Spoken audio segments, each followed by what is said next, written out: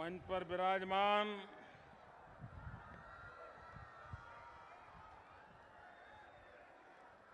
केंद्र सरकार में मेरे साथी, इसी धरती के संतान श्रीमान जुएल ओरांव जी, केंद्र में मंत्रिपरिषद के मेरे साथी और देश में एक और कृषि क्रांति के लिए जो अनेक नई योजनाएं लेकर के आगे बढ़ रहे हैं, ऐसे श्रीमान राधा मोहन सिंह,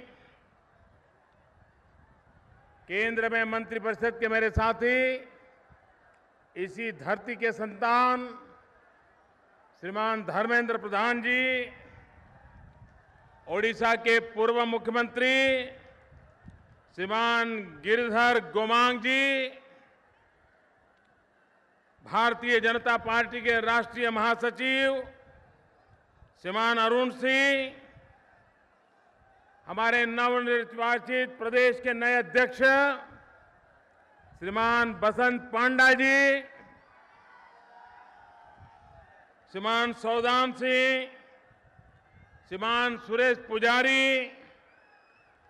श्रीमान केवी सिंहदेव, श्रीमान विश्वभूषण जी, श्रीमान दिलीप रे, श्रीमान मनमोहन जी शामल, श्रीमान विजय महापात्र जी और विशाल संख्या में पधारे हुए मेरे प्यारे भाइयों और बहनों,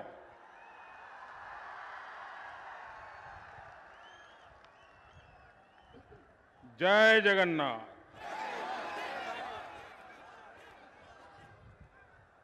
मैं हेलीकॉप्टर से देख रहा था कि जितने लोग यहां पहुंच पाए हैं उससे ज्यादा वहां खड़े हैं।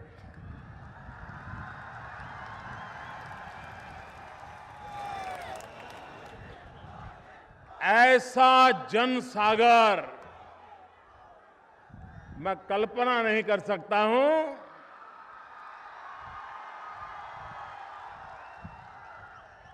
चारों तरफ मेरी नजर जहां पहुंचती है, लोग ही लोग नजर आ रहे हैं। क्या उड़ीसा का मिजाज बदल गया है क्या?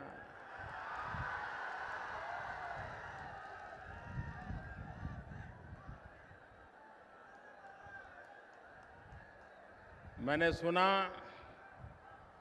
कि हमारे यहाँ के मुख्यमंत्री जी कुछ समय पहले इस इलाके में आए थे।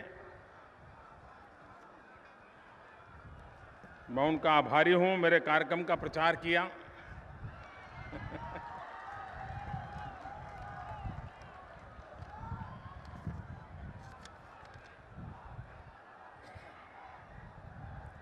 मां समलैकुम और जुहार।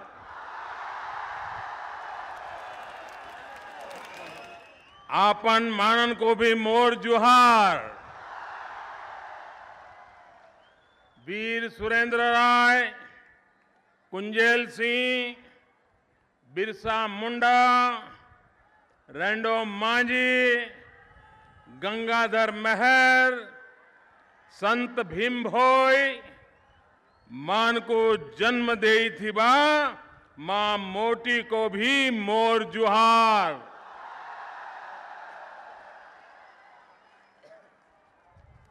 भाइयों बहनों,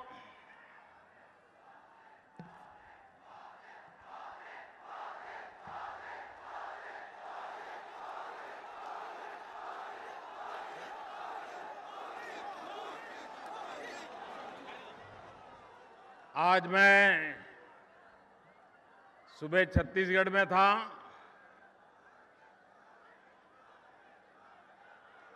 और अभी मुझे आप सबके बीच आने का सौभाग्य मिला है। मैं कुछ दिन पहले भी उड़ीसा आया था।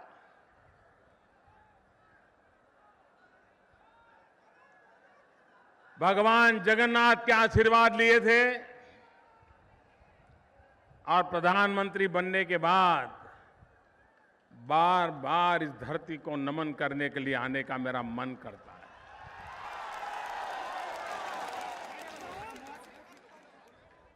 मैं जब गुजरात में था,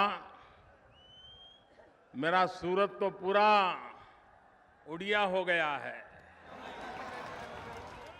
इतना प्यार मुझे देते थे उड़ीसा के लोग, इतना प्यार दिया है कि मैं कभी उस प्यार को भुला नहीं सकता। और यही कारण है कि मेरा आपके साथ एक लगाव हो गया है, अपनापन हो गया है। आपको बार बार मिलने का मन करता है। भाइयों बहनों, इतनी बड़ी संख्या में शायद ही उड़ीसा में पहले कभी किसान इकट्ठे आए हो।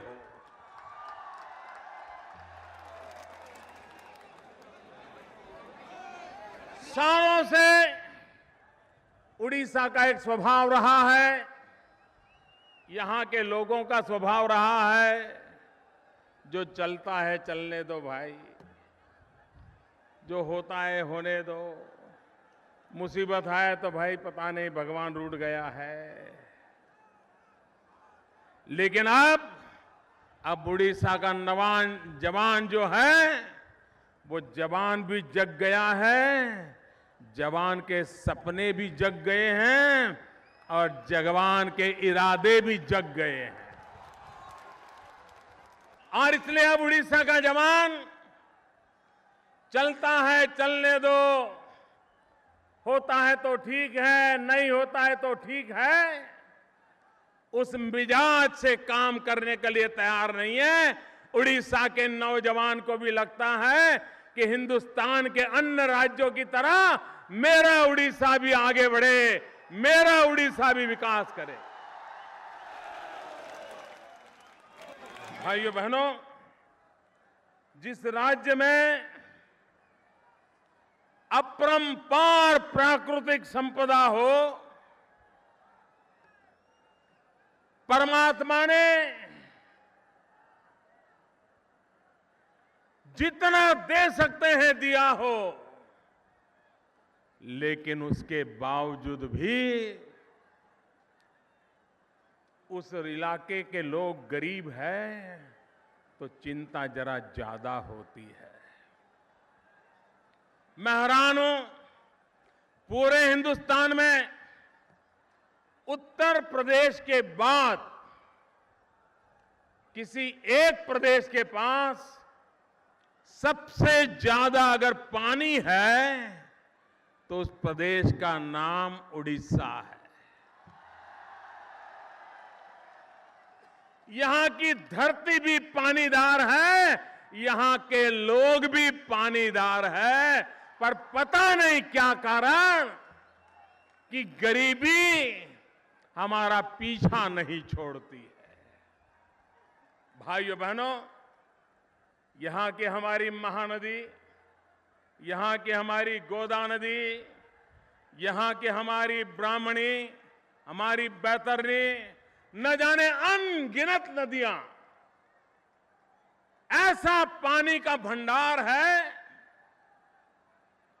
कि उड़ीसा अगर चाहे तो पूरे हिंदुस्तान में कृषि के क्षेत्र में नंबर 1 पे आके खड़ा हो सकता है, नंबर 1 पे आके खड़ा हो सकता है। ये ताकत है यहां। और इसलिए भाइयों बहनों, हमारी योजना है कि देश में कृषि क्षेत्र में बदलाव लाना चाहिए। धन्यवाद भैया, धन्यवाद। कृषि क्षेत्र में बदलाव लाना चाहिए। एक जमाना था जब इस देश को पेट भरने के लिए अन्न विदेशों से लाना पड़ता था।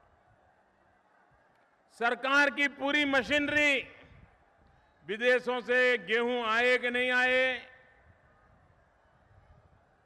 पोर्ट पर गेहूं पहुंचे कि नहीं पहुंचे, वहां से गेहूं को देश भर में ले जाने का प्रबंध हुआ कि नहीं हुआ, राज्यों की और केंद्र की आधी सरकार उसी काम में लगी रहती थी। वैसे भी दिन थे, लेकिन जब लाल बहादुर शास्त्री ने देश के किसानों को आह्वान किया, जय जवान जय किसान का मंत्र दिया और देश के किसानों को कहा अब हिंदुस्तान के नागरिकों का पेट हिंदुस्तान का किसान भरेगा, और ये मेरे देश के किसानों ने ऐसी मेहनत की कि आज हिंदुस्तान को बाहर से अनाज मंगवाना नहीं पड़ रहा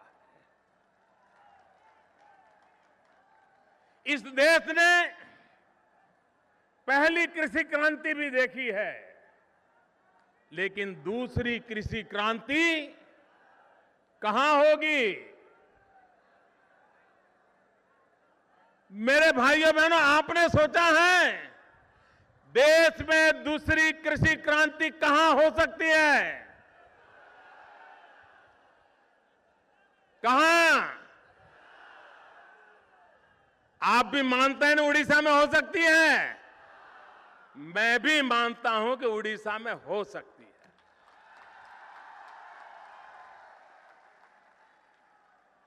भारत का मानचित्र देखो तो हम देखते हैं पश्चिम का हिंदुस्तान, पश्चिम के हिंदुस्तान में केरल है, कर्नाटक है, गोवा है, महाराष्ट्र है, गुजरात है, राजस्थान है, हरियाणा है, पंजाब है, दिल्ली है।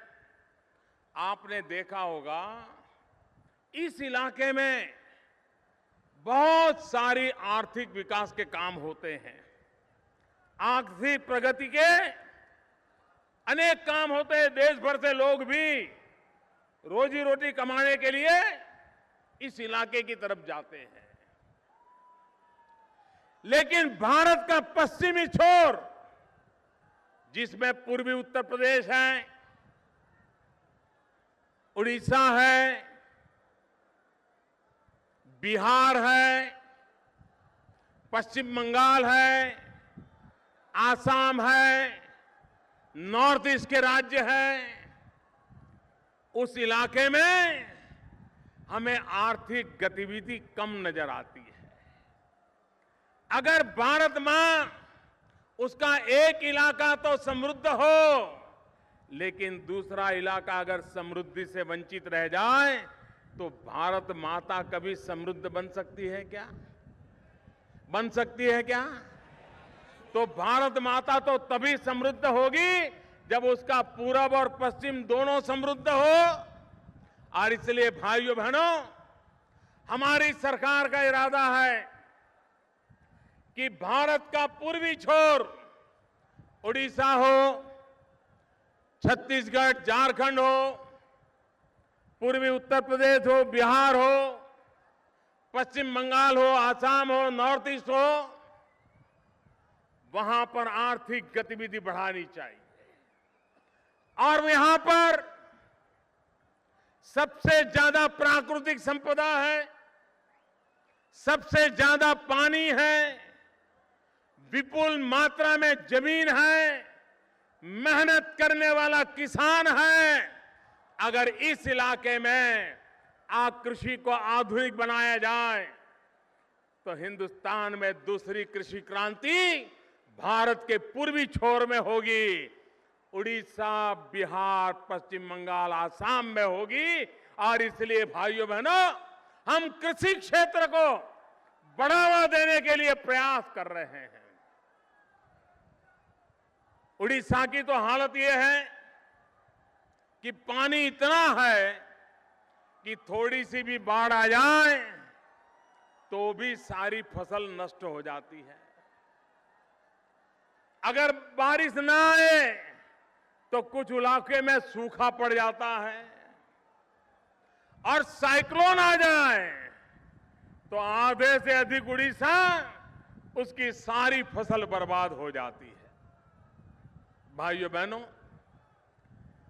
कोई वर्ष ऐसा नहीं जाता कि जहां हमारे देश में किसी न किसी भाग पर प्राकृतिक संकट ना आता हो, किसान को मुसीबत ना आती हो, और इसलिए किसान को इस संकटों से बचाना,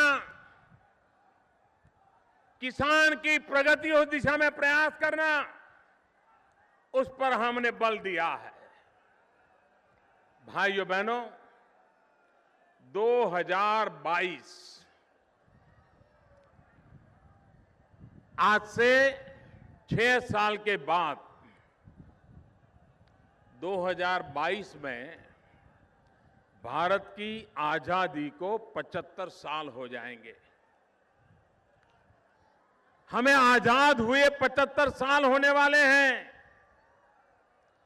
क्या हमारे देश के महापुरुषों ने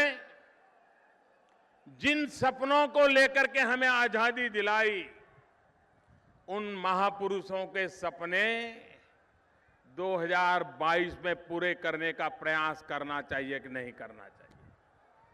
हर हिंदुस्तानी ने 2022 तक कुछ न कुछ अच्छा करने का संकल्प करना चाहिए कि नहीं करना चाहिए? भाइयों बहनों, दिल्ली में आपने मुझे बिठाया है आपकी सेवा करने के लिए। मैं आपका प्रधान सेवक हूं। क्या हम सब मिलकर के केंद्र सरकार, राज्य सरकार, हमारे सभी मेहनतकश किसान, हम सब संकल्प कर सकते हैं कि 2022 जब भारत की आजादी के 75 साल होंगे, तब तक हम हिंदुस्तान के किसान की इनकम, उसकी आय 2 गुना कर देंगे, 2 गुना कर देंगे। भाइयों, ये सपना देख सकते हैं कि नहीं देख सकते? क्या हमारे किसान की आय 2022 आजादी के 75 साल में 2 गुना कर सकते कि नहीं कर सकते? भाइयों बहनों, मेरा विश्वास है कर सकते हैं। मेरा विश्वास है कर सकते हैं। कृषि के साथ हमने और भी चीजें करनी होगी। मत्स्य उद्योग, फिशरीज, आज बहुत बड़ी मांग होती है। इस वर्ष मत्स्य उद्योग में बहुत बड़ा काम हुआ है।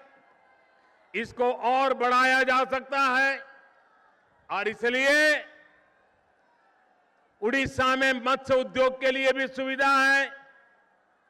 पशुपालन, आज हमारे यहां प्रति पशु जो दूध उत्पादन होता है, वो दूध उत्पादन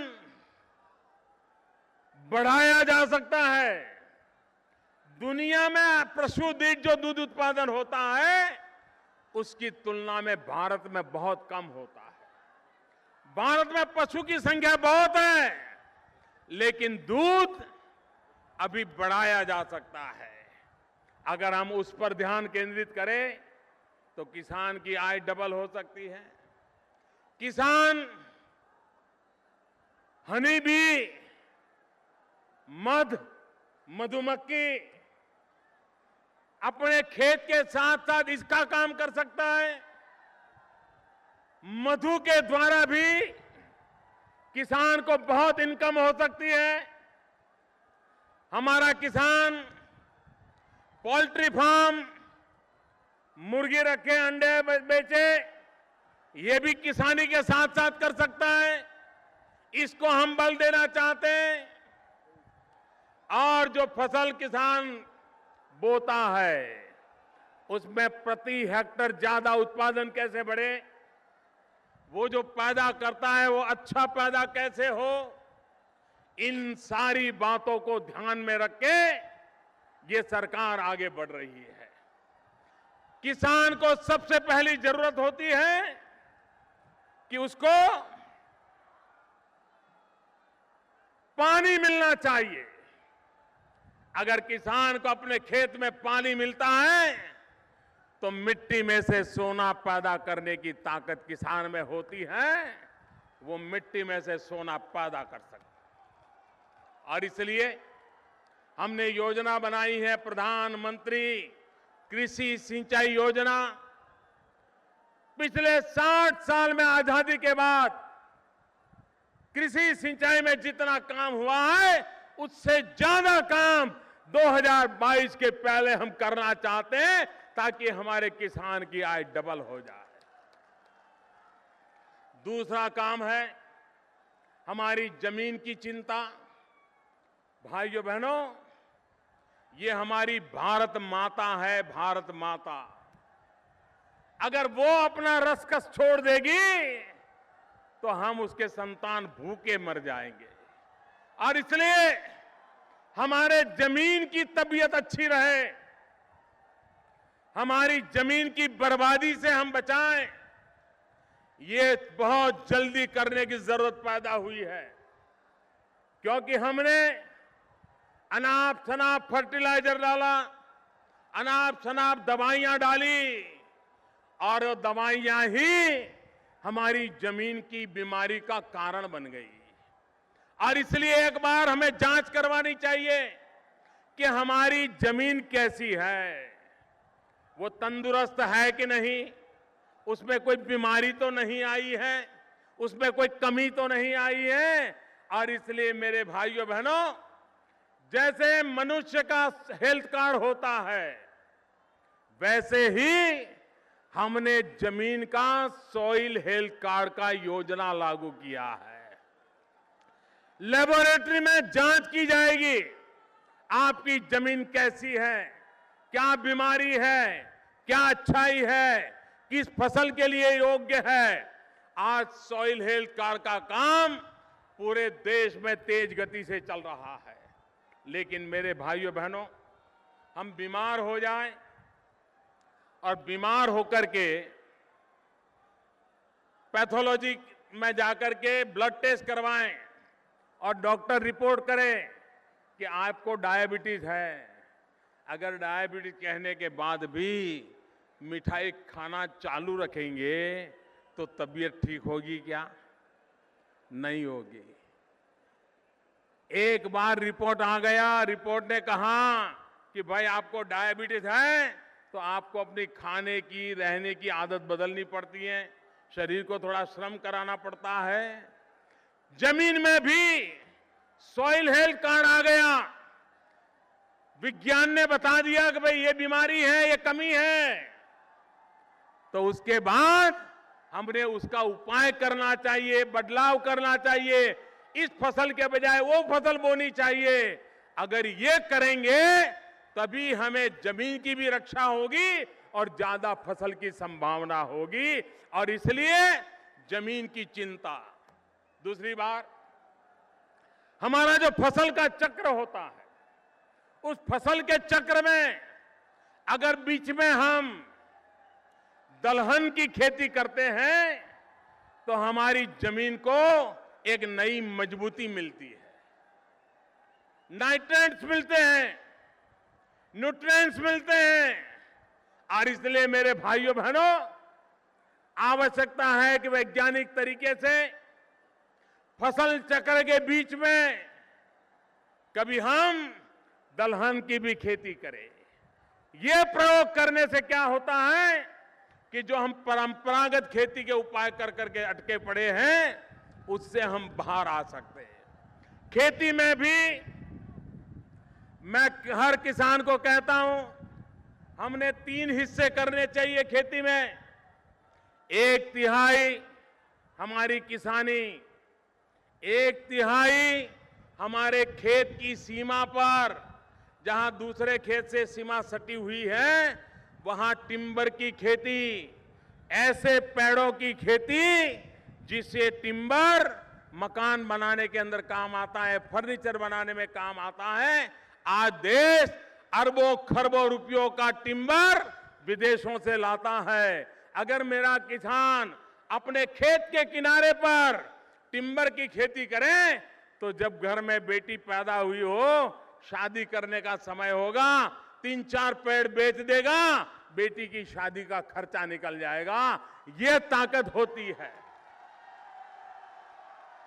और एक तिहाई पशुपालन करे, मधुमक्खी का करे या पोल्ट्री फार्म करे या फिशरीज करे, ऐसे किसानी को 3 खंभों पे खड़ा करना चाहिए। और उसके लिए राज्य सरकारों को, भारत सरकार की तरफ से किसानों को हर प्रकार की मदद पहुंचाने का प्रयास होता है।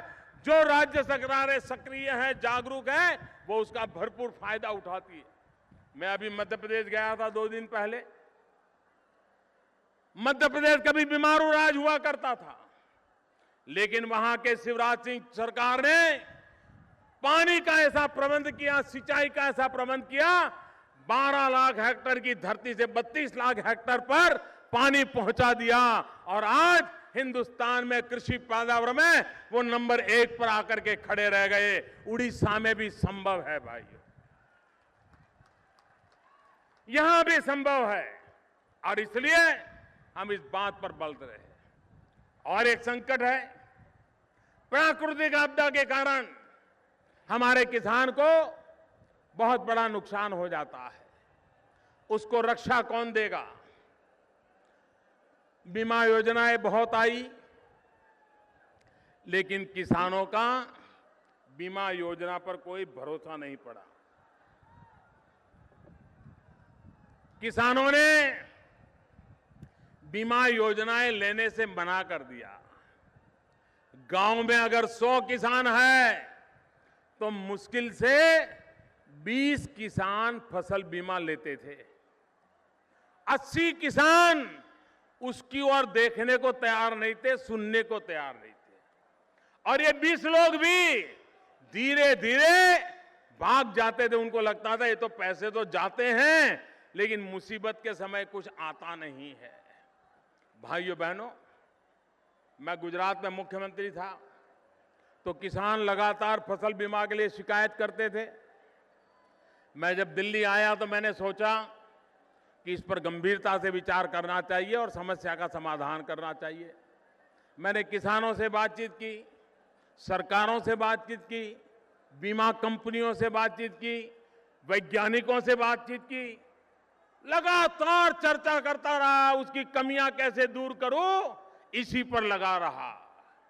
और भाइयों बहनों, आज मुझे खुशी है, इतना मंथन करके, इतनी सलाह मशवरा करके, छोटे से छोटे किसान के भी विचारों को सुनने के बाद अब जो प्रधानमंत्री फसल बीमा योजना बनी है, अभी तक किसी ने इसकी आलोचना नहीं की है।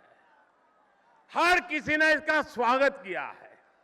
विरोधियों ने भी स्वागत किया, हमारे टीकाकारों ने स्वागत किया, किसानों ने स्वागत किया, राज्य सरकारों ने स्वागत किया। भाइयों बहनों, उस प्रधानमंत्री फसल बीमा योजना को आज हिंदुस्तान के कोने कोने में स्वागत हो रहा है। भाइयों बहनों, लेकिन मुझे सिर्फ स्वागत हो इतने से समाधान नहीं होगा, इतने से संतोष नहीं होगा। आपने वाहवाही कर दी इसलिए मैं चैन से बैठ जाऊं, ये मोदी का स्वभाव नहीं है। और इसलिए भाइयों बहनों, मुझे पहला एक काम करना है। आप मेरी मदद करोगे? सबके सब बताओ, करोगे मदद? सब मदद करोगे? पक्का मदद करोगे? देखिए, अब तक 100 में से सिर्फ 20 किसान फसल बीमा लेते थे। क्या हम मेहनत करके उसको अभी 50 तक भी पहुंचा सकते हैं क्या? 100 में से कम 50 लोग तो बीमा लेंगे हमारे गांव में, ये हम कर सकते हैं क्या? क्या मेरी मदद करोगे? मेरी बात पहुंचाओगे? किसानों को समझाओगे? देखिए, ये फसल बीमा का मामला ऐसा है कि जितने किसान ज्यादा फसल बीमा लेंगे, उतना भारत सरकार की खजाने से पैसा ज्यादा जाएगा। तो सरकार का तो हित इसी में होता है। सरकार तो यही कहेगी कि कम लोग बीमा लो ताकि सरकारी खजाने से पैसा न जाए। लेकिन मैं तो किसानों के लिए जीता हूं, किसानों के लिए कुछ करना चाहता हूं, इसलिए सामने से कहता हूं कि बीमा लो। अरे दिल्ली की तिजोरी से पैसा जाएगा तो जाएगा, किसान के ही तो काम आने वाला है।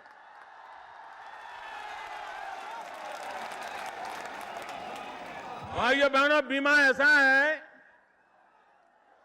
कि अगर आप 600 रुपया अगर प्रीमियम देना पड़ता है किसान को, तो भारत सरकार को 6,000 रुपया देना पड़ेगा।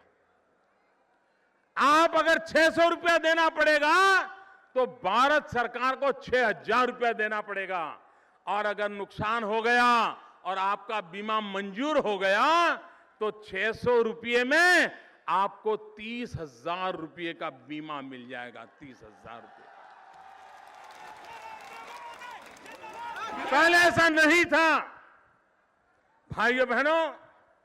पहले एक और मुसीबत थी कि किसान फसल बीमा का प्रीमियर भांति भांति का रहता था। मुझे बताया गया उत्तर प्रदेश के कुछ इलाकों में 14% प्रीमियम देना पड़ा और रकम आधे से भी कम मिली, और वो भी जिस बैंक से लोन लिया था उस बैंक को सीधी सीधी चली गई, किसान का जेब तो खाली रहा। ये कमियां हमने दूर कर दी है। भाइयों बहनों, अब किसान बीमा लेगा तो जितने का बीमा लेगा, अगर नुकसान हुआ तो पूरे का पूरा दाम उसको मिल जाएगा। बैंक से लोन लिया हो तो भी मिलेगा, नहीं लिया तो भी मिलेगा। ये पहले नहीं था। भाइयों बहनों, पहले किसान अच्छी मौसम हो जाए, बारिश अच्छी हो जाए, समय पर हो जाए और ढेर सारी फसल पैदा हो जाए, बिल्कुल 100% पक्का, और खेत के अंदर फसल काट करके सारा ढेर किया हो धान का। अब किसान इंतजार करता हो कि किसी का ट्रैक्टर लाएंगे और उठा करके मंडी में ले जाएंगे, और इतने में आया अचानक बारिश आ जाए, इतने में अचानक नुकसान हो जाए तो किसान को फसल बीमा नहीं मिलता था। भाइयों बहनों, इस फसल बीमा योजना में हमने व्यवस्था की है कि धान पकने के बाद, फसल कटने के बाद खेत में अगर ढेर किया हुआ है और 14 दिन के भीतर भीतर कोई आपत्ति आ गई और उस ढेर का नुकसान हो गया तो किसान को फसल बीमा मिलेगा, उसके पैसे मिलेंगे। भाइयों बहनों, पहले तो क्या था कि 25-30 गांव के बीच में हिसाब किताब रहता था। 10 गांव में सूखा पड़ गया, 20 गांव में सूखा नहीं पड़ा, तो सरकार हिसाब लगाती थी कि सबका तो एवरेज ठीक हो गया, तो 10 वालों को कुछ नहीं मिलता था। हमने कहा है कि अगर नुकसान छोटा भी होगा, जैसे ओले गिरे, 2 खेत में ही ओले गिरे, बाकी कहीं नहीं गिरे, तो पुराना नियम तो ऐसा था, उस किसान को कुछ नहीं मिलता था। हमने तय किया कि छोटे से इलाके में भी ओले गिरे और 1 या 2 किसान का भी नुकसान हो गया तो भी उस नुकसान को नुकसान माना जाएगा, उसको फसल बीमा दिया जाएगा। भूस्खलन हो गया, पहाड़ों में होता रहता है। अब कोई भूस्खलन पूरे जिले पर थोड़ा गिरता है, पूरे तहसील पर थोड़ा गिरता है, 2-4 खेत पे गिरता है, तो वो बेचारा कहां जाएगा। हमने तय किया अगर भूस्खलन के कारण ऐसे किसी किसान की जमीन बर्बाद हो गई तो उसको भी फसल बीमा मिल जाएगा। ऐसी बातों को किया है जो साथ अर्थ में किसानों के साथ बैठ करके उनको समझा करके, उनकी मुसीबतों को समझ करके ये पक्की योजना बनाई है। और इसलिए मैं आज विशेष रूप से उड़ीसा आया हूं। ये जगन्नाथ की धरती से ये मेरे किसान भाइयों बहनों को प्रार्थना करने आया हूं कि सरकार की प्रधानमंत्री की फसल बीमा योजना को समझिए, इस फसल बीमा योजना का फायदा उठाइए और आप निश्चिंत हो जाइए। परमात्मा रूठ जाएगा, सरकार नहीं रूठेगी। ये मैं आज आपको वादा करने आया हूं। भाइयों बहनों, हमारे यहां आपदा आती है जब, तो पहले नियम था कि अगर 50% नुकसान हुआ है, 50% से ज्यादा, तभी आपको मुआवजा मिलेगा। अगर 49% हुआ तो खेल खत्म, गए, आपको कुछ नहीं मिलेगा। भाइयों बहनों, हमने वो नियम बदल दिया। आजादी के बाद पहली बार दिल्ली में ऐसी सरकार आई है जो किसानों के लिए सोचती है, किसानों के लिए करती है, और हमने 50% का नियम तोड़ करके 33% पर ले आए। 1/3 नुकसान हुआ होगा तो भी उसको नुकसान माना जाएगा और आपदा प्रबंधन से उस किसान को मुआवजा दिया जाएगा। पहले जितना मुआवजा दिया जाता था उससे हमने 1.5 गुना कर दिया। एक और महत्वपूर्ण बात की हमने, पहले आपदा के कारण ओले गिर गए, बारिश आ गई तो फसल पैदा होती थी, लेकिन कोई न कोई उसमें कमी होती थी। रंग ठीक नहीं होता था, कोने टूट जाते थे, गेहूं है तो छोटा होता था, तो सरकार उसको हाथ नहीं लगाती थी, और अगर लगाती थी तो कहती थी आधे दाम में देना है तो दे दो। हमने नियम बनाया है, प्राकृतिक आपदा के कारण अगर आपकी पैदावार में कलर ठीक नहीं है, कोना टूट गया है, दिखने में अच्छा नहीं लगता है, तो भी सरकार पूरी की पूरी फसल खरीद लेगी और किसान को उसका दाम देगी। ये निर्णय बड़ा महत्वपूर्ण निर्णय पहली बार देश में हुआ है। भाइयों बहनों, किसानों के कल्याण के लिए हमने हमारे मंत्रालय का नाम भी, पहले कृषि मंत्रालय था, उसके साथ हमने अब किसान कल्याण शब्द जोड़ दिया है, क्योंकि हम चाहते हैं कृषि भी हो, किसान का कल्याण भी हो, और इसलिए इन सारी योजनाओं को किसान कल्याण के साथ जोड़ करके हम लाए। भाइयों बहनों, ये सरकार किसानों के लिए कैसे सोचती है। मैं 2014 में मैंने देखा कि मुझे मुख्यमंत्रियों के पत्र धमाधम आते थे। कुछ मुख्यमंत्री तो हर हफ्ते एक चिट्ठी लिखते थे, और सारे मुख्यमंत्रियों की एक शिकायत रहती थी कि मोदी जी आपकी सरकार बन गई, हम यूरिया से परेशान हैं, यूरिया मिले ऐसा करो। कुछ हमारे एमपी बताते थे कि साहब हमारे यहां यूरिया के लिए कतार लगाने के लिए लोगों को रात रात जगना पड़ता है, यूरिया नहीं मिलता है। कुछ जगह पे तो अखबार में खबर आती थी कि यूरिया का कालाबाजारी हो रही है। कुछ जगह से खबर आती थी कि यूरिया लेने के लिए किसानों की भीड़ जमा हो गई और पुलिस ने लाठीचार्ज कर दिया। भाइयों बहनों, यूरिया के साथ ये सारे संकट आप जानते हैं। पहली बार 2015 में एक भी मुख्यमंत्री ने मुझे यूरिया के लिए चिट्ठी नहीं लिखी है, एक भी एमपी ने यूरिया के लिए शिकायत नहीं की है, एक भी जगह पे यूरिया की कालेबाजारी का खबर नहीं आया है, एक भी जगह पर यूरिया लेने आए किसानों पर लाठीचार्ज नहीं हुआ है। क्यों? हमने यूरिया की नीति में बदल कर दिया। यूरिया का उत्पादन देश आजाद होने के बाद सबसे ज्यादा यूरिया का उत्पादन इस सरकार के समय हुआ है, और काले बाजारी करने वालों की हिम्मत इस सरकार में नहीं है किसी की। लोगों को लगता है भाई अभी मोदी है तब तक ठहरो, भूखे मरेंगे लेकिन कुछ गलती नहीं करेंगे, मूड बना है। भाइयों बहनों, हमने यूरिया में एक बड़ा महत्वपूर्ण निर्णय किया। हमने यूरिया में निर्णय किया कि अब नीम कोटिंग यूरिया होगा। क्योंकि यूरिया क्यों नहीं मिलता था? क्योंकि यूरिया सब्सिडाइज होता था तो केमिकल फैक्ट्री वाले यूरिया चोरी कर जाते थे। ट्रकें भर भर के केमिकल फैक्ट्री में चला जाता था और सस्ते में वो अपना केमिकल बनाने के लिए उसका उपयोग करते थे, किसान के पास जाता ही नहीं था। अब नीम कोटिंग करने के कारण 5 ग्राम यूरिया भी किसी केमिकल फैक्ट्री को काम नहीं आएगा। वो खेती के सिवाय कहीं काम ही नहीं आ सकता है। ऐसी व्यवस्था कर दी है, इसलिए यूरिया की चोरी अटक गई। और भाइयों बहनों, ये आजकल आपने देखा होगा, सुबह शाम मेरे पर तूफान चलता रहता है। कुछ लोग लगे रहते हैं। एक तो बेचारे पचा नहीं पा रहे कि मोदी प्रधानमंत्री बन कैसे गया।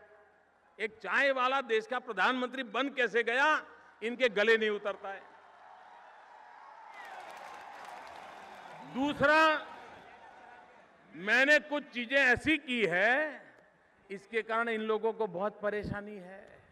मुझे बताइए, ये यूरिया का नीम कोटिंग हुआ तो केमिकल वालों के यहां जो चोरी होती थी तो उनको मोदी पे गुस्सा आएगा कि नहीं आएगा? मोदी के खिलाफ कुछ भी होगा तो उसको वो मदद करेंगे कि नहीं करेंगे? हो हल्ला चलाएंगे कि नहीं चलाएंगे? चलाएंगे। पहले विदेशों से धन आता था, कुछ एनजीओ को हमने कहा भाई आए भले आए, हिसाब तो दो। हमने हिसाब मांगना शुरू किया तो वो सारे इकट्ठे हो गए, मोदी को मारो, मोदी को मारो, हमसे हिसाब मांग रहा है। मुझे बताइए भाई, देश में अंदर आने वाले पैसों का हिसाब मिलना चाहिए नहीं मिलना चाहिए? पाई पाई का हिसाब मिलना चाहिए नहीं मिलना चाहिए? अगर विदेशों से धन आता है तो धन कहां खर्च किया वो देश को पता होना चाहिए नहीं होना चाहिए? कानून में लिखा हुआ है।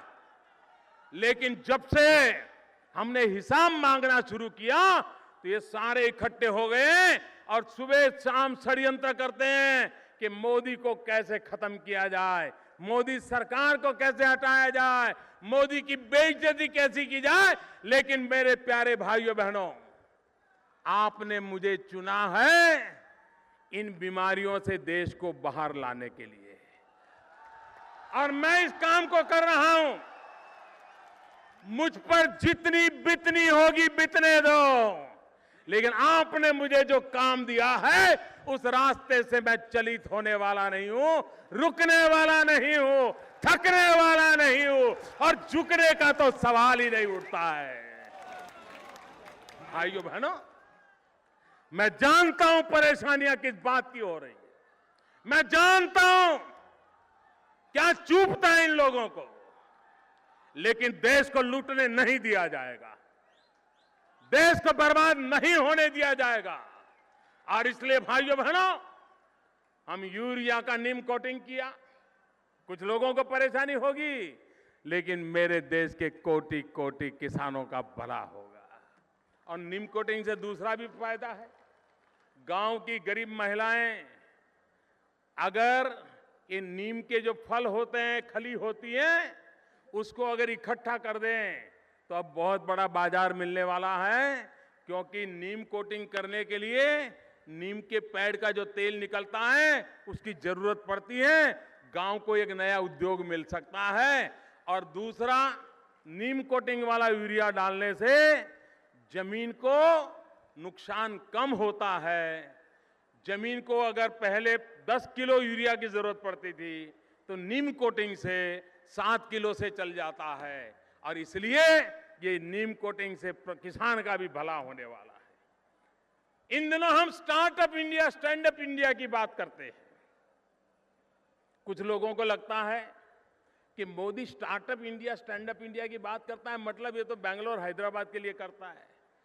जी नहीं, ये startup India, stand up India Hindustan के गांवों में भी हो सकता है। मैं नौजवानों को उदाहरण देता हूं। आपके उड़ीसा में चावल की खेती होती है, पैडी पैदा होती है। उसका जो छिलका होता है, उसका जो तेल निकलता है, आज वो दुनिया में खाने के लिए उत्तम तेल माना जाता है। बहुत बड़ी मात्रा में भारत से सबसे महंगा तेल अगर विदेश जाता है तो ये चावल के छिलके से निकला हुआ तेल जाता है। क्या उड़ीसा में मेरे नौजवान स्टार्टअप के लिए आगे आ सकते हैं? जिले में एक एक ऐसा चावल के छिलके से निकलने वाला तेल का काम शुरू करें। दुनिया के बाजार में पैसा मिल सकता है। हम मुद्रा योजना से पैसा देने के लिए तैयार हैं।